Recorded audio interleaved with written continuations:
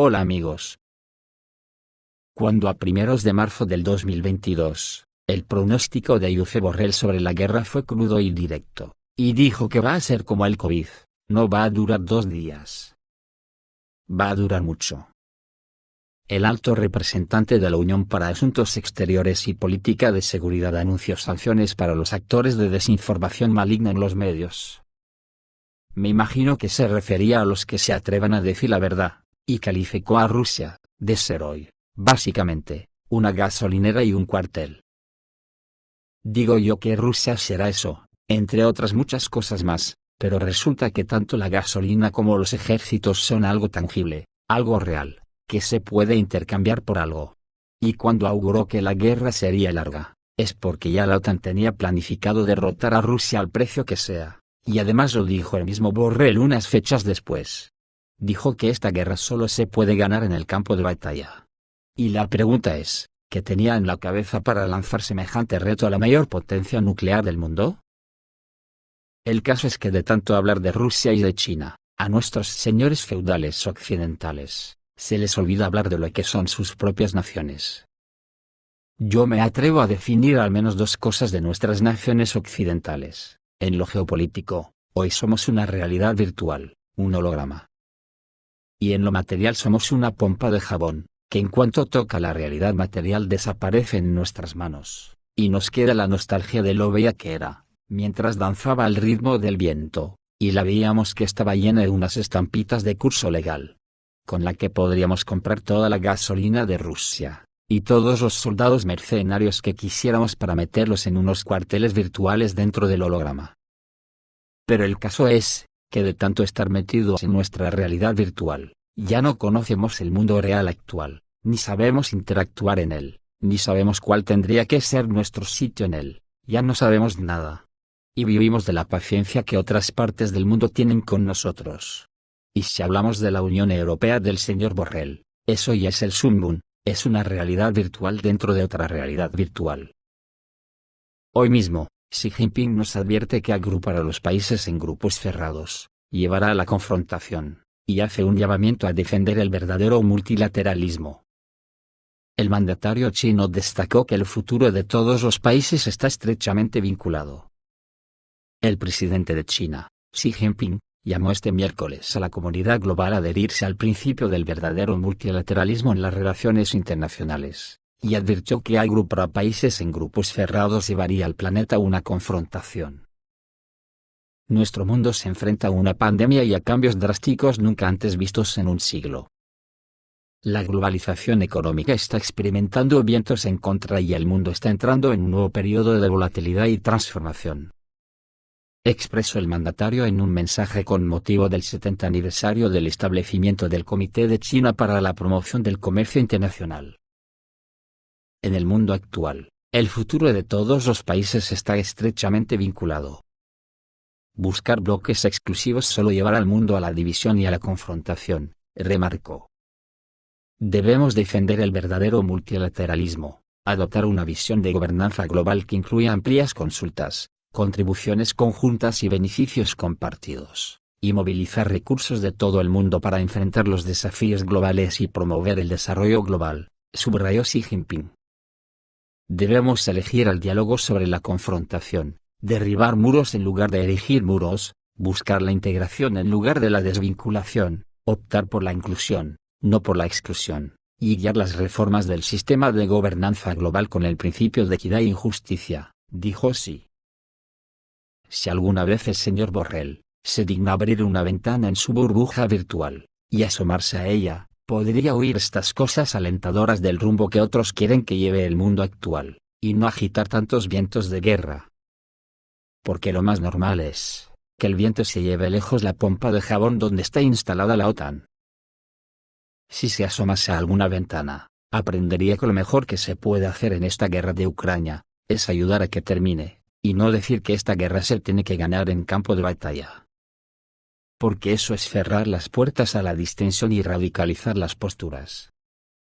En estos momentos de la historia de la civilización actual, muchos ciudadanos del mundo se preguntan cómo es posible que Europa en particular, y Occidente en general, hayan desatado una cruzada contra todo lo ruso, sabiendo la historia que arrastramos en Europa en este empeño, y cómo terminaron las anteriores veces. Esto a la vista de la guerra que se está desarrollando en Ucrania entre Rusia y la OTAN, por mucho que digan que esto es mentira.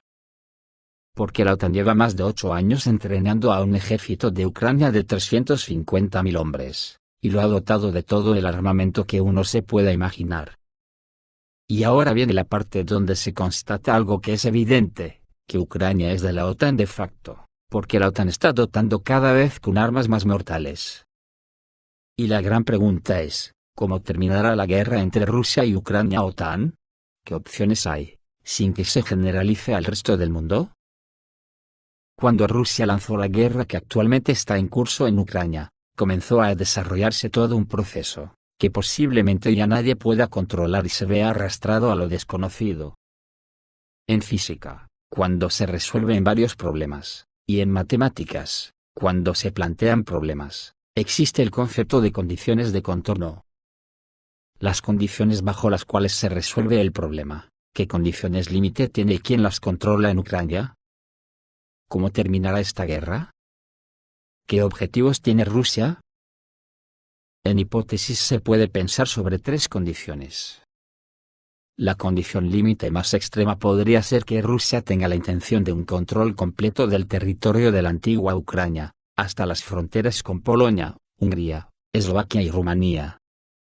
Otra condición fronteriza sería fijar la línea del frente actual en su lugar, o detener el avance del ejército ruso y las milicias populares de la República Popular de Lugansk y la República Popular de Donetsk hacia sus antiguas fronteras administrativas. ¿Quién se atreve a meterse en la cabeza de los mandos rusos? Muy difícil, porque además ya se han metido factores externos difíciles de controlar como son los estados de la OTAN que han copado la dirección de Ucrania. ¿Una solución intermedia?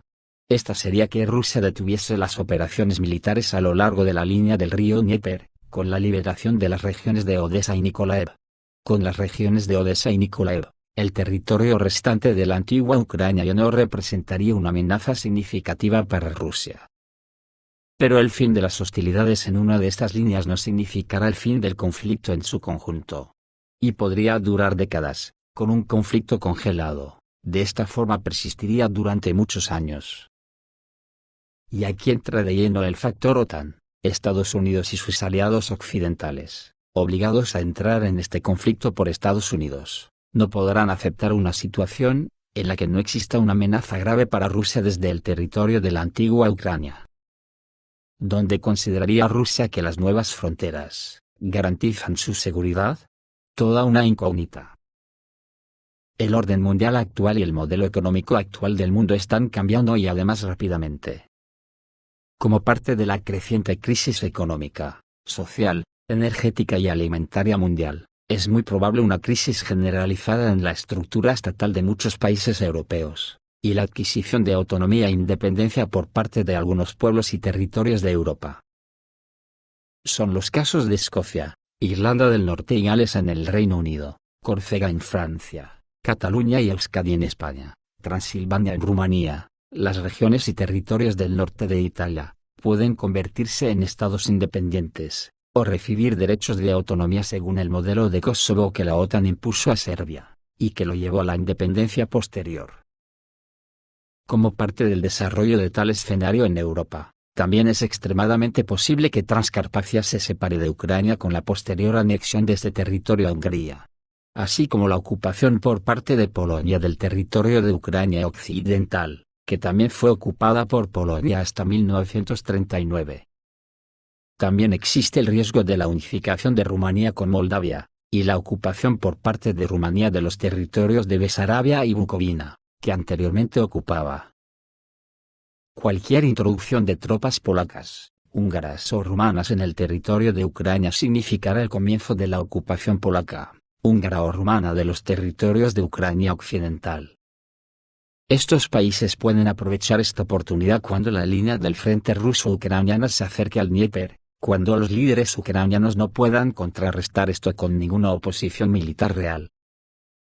Algunos políticos europeos entienden la probabilidad de que uno de estos escenarios se haga realidad. Es por eso que el actual presidente de Francia, Emmanuel Macron, sugirió que el presidente de Ucrania, Vladimir Zelensky, hiciera algunas concesiones territoriales a Rusia. Estas concesiones no se expresaron, pero lo más probable es que se refirieran a Crimea y Donbass. Este escenario dejó a Ucrania como una amenaza para Rusia. Pero por razones desconocidas.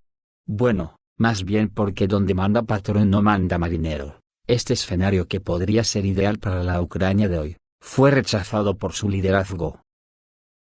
Con la guerra en marcha y con la incertidumbre más absoluta, la posible participación de países europeos en la última etapa de esta guerra puede tener consecuencias impredecibles para el mundo entero en su conjunto, ya que conducirá a un enfrentamiento directo entre las Fuerzas Armadas de Rusia y las Fuerzas Armadas de los Estados miembros de la OTAN.